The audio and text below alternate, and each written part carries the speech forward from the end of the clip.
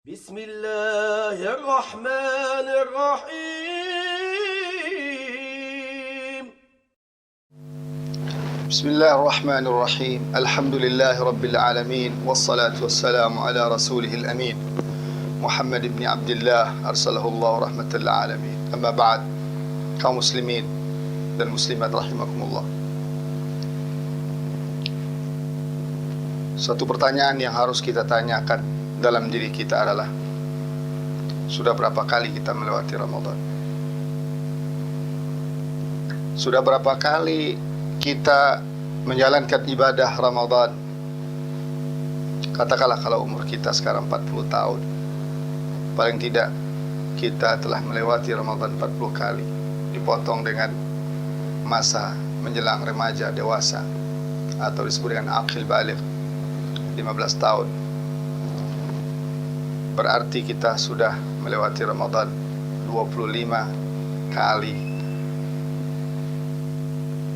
Berarti setelah 25 bulan penuh kita melewati pesantren Ramadan, 25 bulan penuh kita melewati training Ramadan.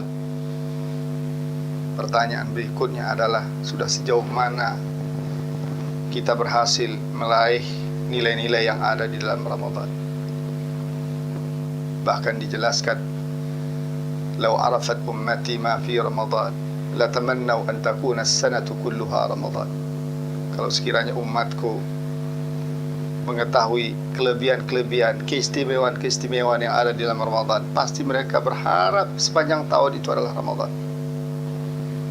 Kaum muslimin wal muslimat rahimakumullah, Ramadan adalah bulan perubahan.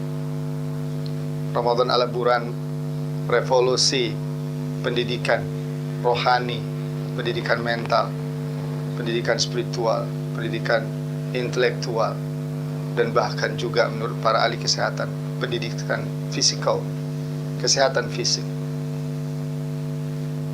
yang pada intinya bermuara kepada satu tujuan, yaitu la'allakum tattaqun. Fakta yang kita lihat bahwa Ramadan ini seakan-akan tidak mampu melahirkan perubahan dalam diri kita. Dari malas kepada rajin. Malas baca Quran sebelum Ramadan, seharusnya setelah Ramadan rajin, dan terus sampai ketemu Ramadan lagi. Malas salat sunnah, salat fardu berjamaah. Seharusnya setelah melewati Ramadan ini kita bisa terbentuk menjadi orang-orang yang rajin salat berjamaah dan melakukan salat-salat sunnah, dan begitulah seterusnya. Tapi apa yang kita lihat, Ramadan adalah musim ibadah. Oleh karena itu salah seorang salaf mengatakan, celakalah orang-orang Ramadaniyun. Siapa mereka? Mereka menjadikan Ramadan itu hanya musim ibadah. Setelah Ramadan selesai, aktivitas kebaikan yang mereka melakukan pun selesai.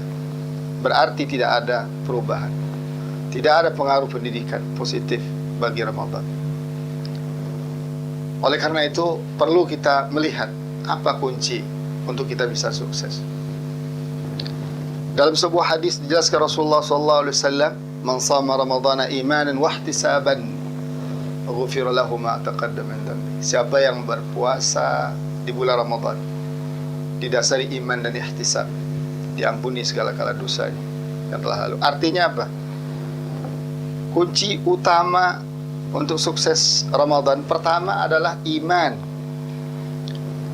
Iman inilah yang harus kita selalu evaluasi. Apakah saya berpuasa ini, apakah saya menjalankan berbagai macam aktivitas Ramadan ini didasari oleh iman yang dalam terhadap Allah Subhanahu wa taala, bahwa ini adalah sebuah ibadah, dan ini adalah sebuah metode taqarrub ila Allah tanpa mengharapkan apa-apa kecuali hanya ridha Allah. Kalaupun ada berefek kepada kesehatan kita, alhamdulillah. Kalaupun berefek kepada keberkahan hidup kita, alhamdulillah. Dan itu pasti, karena tidak akan mungkin ibadah melahirkan sengsara, tidak mungkin. Ketaatan kepada Allah melahirkan bencana, tidak mungkin. Iman inilah. Oleh karena itu Islam memasukkan Ramadan, puasa Ramadan ini menjadi salah satu rukun Islam. Erat kaitannya dengan keimanan. Hanya orang-orang berimanlah yang bisa melakukan Ramadan ini dengan baik. Ini tips atau kunci yang pertama. Yang kedua adalah ihtisab. Ihtisab itu artinya, kaum muslimin, kita hitung-hitungannya hanya dengan Allah Subhanahu wa taala. Tidak boleh ada hitung-hitungan yang lain. Nah, oleh karena itu, ridha terhadap semua keputusan Allah, ridha terhadap semua aturan dari Allah, kita harus terima dengan penuh keikhlasan dan cinta. Bayangkan, yang tadinya kita dibolehkan makan di siang hari, sekarang dilarang. Tadinya kita boleh minum di siang hari, sekarang kita dilarang walaupun kita haus, kecuali apabila ada sebab-sebab syar'i, seperti kita sakit misalnya, atau kita dalam musafir. Itu hanya keringanan sifatnya. Dan bahkan ancaman besar dari Rasulullah SAW kalau kita meninggalkan puasa Ramadan dengan tidak ada alasan syar'inya. Sebagaimana juga yang terjadi ancaman meninggalkan salat fardu. Kemudian kunci yang ketiga adalah as-siyam al-qiyam. Di dalam Ramadan itu ada dua kata yang harus kita fahami, as-siyam wal qiyam. Siyam artinya apa? Kita harus memang bukan hanya melaksanakan ibadah, tapi juga menahan diri kita dari berbagai macam hal yang bukan hanya yang diharamkan atau yang syubhat, tetapi juga menahan diri dari hal-hal yang dihalalkan oleh Allah Subhanahu wa taala. Ini yang kita sebut dengan manajemen syahwat. Artinya apa? Syahwat harus kita manage. Manajemen syahwat bukan berarti syahwat itu bukan hanya syahwat itu disalurkan berdasarkan aturan main Allah, tapi juga kita sendiri harus mampu mengendalikannya. Katakanlah makan, syahwat makan. Kita bisa saja makan banyak, makan dengan harga yang mahal. Tapi karena kita memang sudah memahayati filosofi siyam, itu manajemen syahwat, kita akan berpikir, untuk apa kita makan mahal-mahal? Atau dengan makan 10.000, 20.000, kita juga sudah kenyang dan telah mencukupi nilai gizi dan protein yang diharapkan. Sisa uang itu bisa kita berikan kepada saudara-saudara kita yang lain yang membutuhkan. Coba bayangkan, kalau setiap kita tidak bisa menahan diri dari syahwat, kita bisa beli sepatu yang harganya jutaan, kita bisa beli jam harganya jutaan, kita bisa makan di makanan-makanan yang ratusan ribu dan bahkan jutaan. Coba, untuk apa? Semua itu hanya untuk melampiaskan syahwat. Apalagi syahwat gengsi, syahwat tren, syahwat status sosial, syahwat kebanggaan. Kalau kita pakai bisa sepatu merek ini, jam merek itu, baju merek ini, seakan-akan kita naik harga diri kita di mata Allah Subhanahu wa taala. Itu adalah syahwat yang menipu kita. Oleh karena itu syahwat ini harus dikendalikan. Ada 3 syahwat yang harus kita kendalikan. Pertama, syahwat lisan. Dalam hadis Rasulullah SAW menjelaskan, "Man lam yada' qawla dzur wal amala bi falaysa lillahi hajatan an yada'a ta'amahu wa syarabah." Siapa orang yang tidak bisa meninggalkan persaksian palsu, bicara bohong, bicara kotor dalam bulan Ramadan, Allah tidak butuh dia berlapar-lapar dan berhaus-haus. Artinya Allah tidak akan balas. Nilai puasanya batal di sisi Allah Subhanahu wa taala. Kemudian yang kedua yang harus kita kendalikanlah syahwat perut. Seperti yang kita jelaskan tadi. Perut kita kalau diisi dengan makanan 100.000 juga dia bisa terima. Diisi dengan makan 20.000 dia juga cukup juga. Diisi dengan makanan yang 1 juta dia cukup juga. Tapi syahwat kita, syahwat orang yang bertakwa yang termanage, dia akan melihat nilai, dia akan melihat fungsi. Untuk apa dia makan? Fungsinya adalah untuk memperkuat fisiknya sesuai dengan kebutuhan fisiknya, tidak akan berlebih-lebihan. Tidak pernah dia melakukan makanan yang berlebih-lebihan. Banyak yang bertanya, oh ini kan halal. Betul halal, tapi juga dalam Islam diajarkan meninggalkan hal-hal yang dihalalkan, ya, takut nanti dia jadi dosa. Katakanlah dengan gaya hidup kita yang serba mewah, walaupun kita mampu beli, itu membuat kita jadi orang yang mubadzir. Padahal sedangkan mubadzir itu ikhwanus syayatin. Innal mubadzirina kanu ikhwanus syayatin. Orang mubadzir itu adalah saudaranya setan. Artinya apa? Kita mengikuti khutuwati syaitan. Saum mengajarkan kita untuk hidup sederhana. Saum mengajarkan hidup kita untuk zuhud terhadap dunia. Walaupun di dunia semua di tangan kita, tapi tidak akan pernah kita letakkan dunia di hati kita. Kemudian juga syahwat lain yang harus kita manage adalah syahwat kemaluan. Sebagaimana makan dan minum dilarang sejak dari fajar sampai tenggelam matahari, demikian juga bergaul suami istri. Apa artinya? Sama dengan filosofi menahan syahwat perut. Kita bisa menahan syahwat kemaluan kita. Kenapa? Karena orang-orang yang tidak bisa menahan syahwat terhadap yang halal, mustahil dia mampu menahan syahwat terhadap yang haram. Karena yang haram itu lebih enak, yang haram itu lebih indah, yang haram itu lebih menggoda, yang haram itu lebih penuh dengan khayalan dan kenikmatan. Sebagaimana yang Rasulullah SAW katakan, huffatil jannatu bil makarih wa huffatin naru bis syahawat.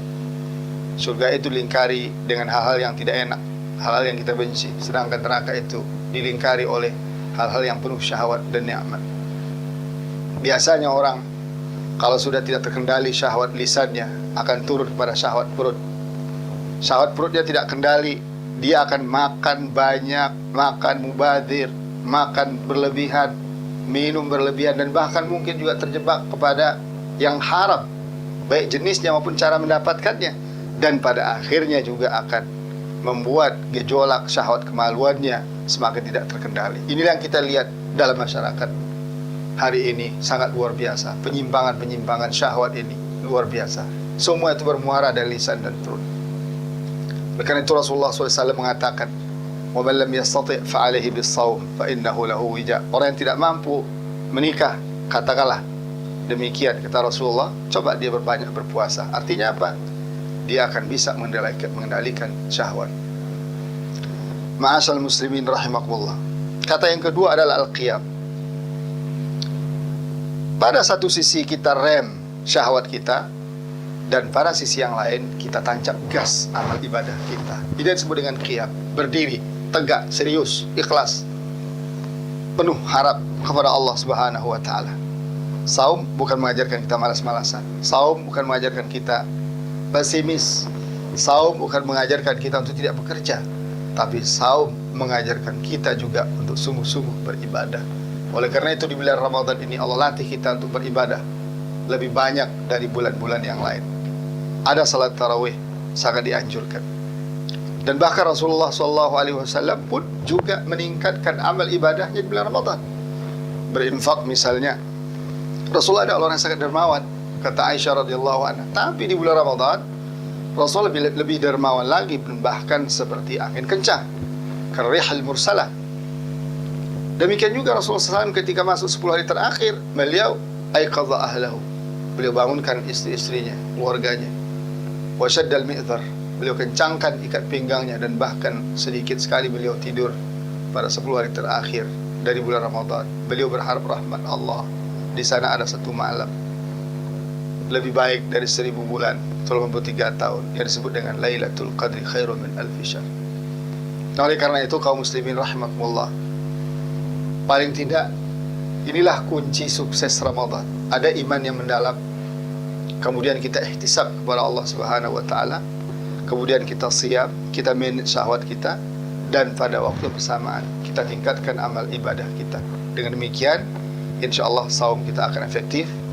Ramadan akan berguna bagi kita dalam rangka pendidikan karakter kita, membangun karakter orang bertakwa, memiliki 9 karakter, dan mampu mengendalikan diri agar tidak terjebak kepada hal-hal yang diharamkan dan dimakruhkan oleh Allah Subhanahu wa ta'ala.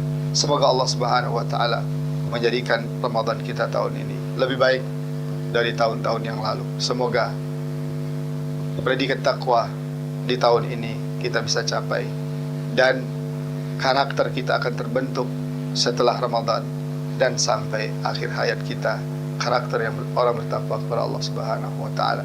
Amin. Subhana rabbika rabbil izzati amma yasifun, wa salamun alal mursalin, walhamdulillahi rabbil alamin.